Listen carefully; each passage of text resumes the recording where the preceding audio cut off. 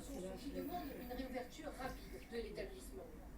En tant qu'habitant du quartier, c'est ce que j'attends pour le quartier aussi. On ne déserte pas nos services publics à la ville. On a envie de pouvoir continuer à emmener nos filles dans cette crèche. Les enfants sont accueillis temporairement dans d'autres Oh là là. structures. Dans le quartier de la Villeneuve, cette forme de délinquance n'est pas nouvelle. Un collège, un gymnase et même un club de foot ont déjà été incendiés. Il y a déjà eu un certain nombre d'actes délictueux. Donc on sait que les forces de l'ordre interviennent, on sait que Ouais, il se gratte. derrière, mais Il a une puce. on voit bien que la réponse ne parvient pas à être à la hauteur de ces tentatives répétées. Le parquet de Grenoble a ouvert une enquête. Les investigations se poursuivent pour identifier les auteurs des menaces.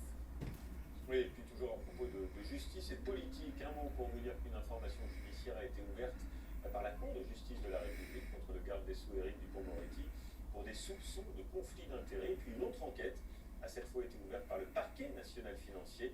C'est le ministre des Outre-mer, Sébastien Lecornu, qui est visé pour des soupçons de prise illégale d'intérêts.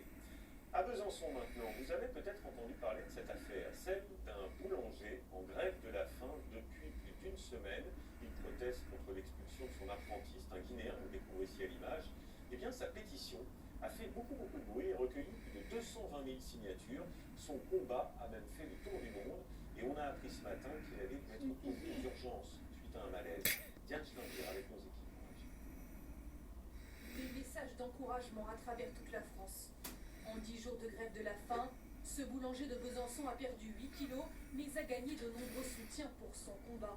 Empêcher l'expulsion de son apprenti, un jeune Guinéen.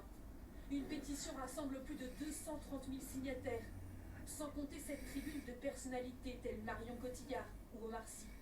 Député européen, Raphaël Glucksmann tweet: Cher Stéphane, tu nous as donné une leçon de courage et d'humanité. Ton combat pour l'ail et la fraternité est désormais partagé par des centaines de milliers de Français.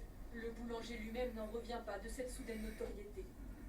Moi, tout ce soutien, en fait, ça me nourrit. C'est pour ça que pendant 10 jours, je n'ai pas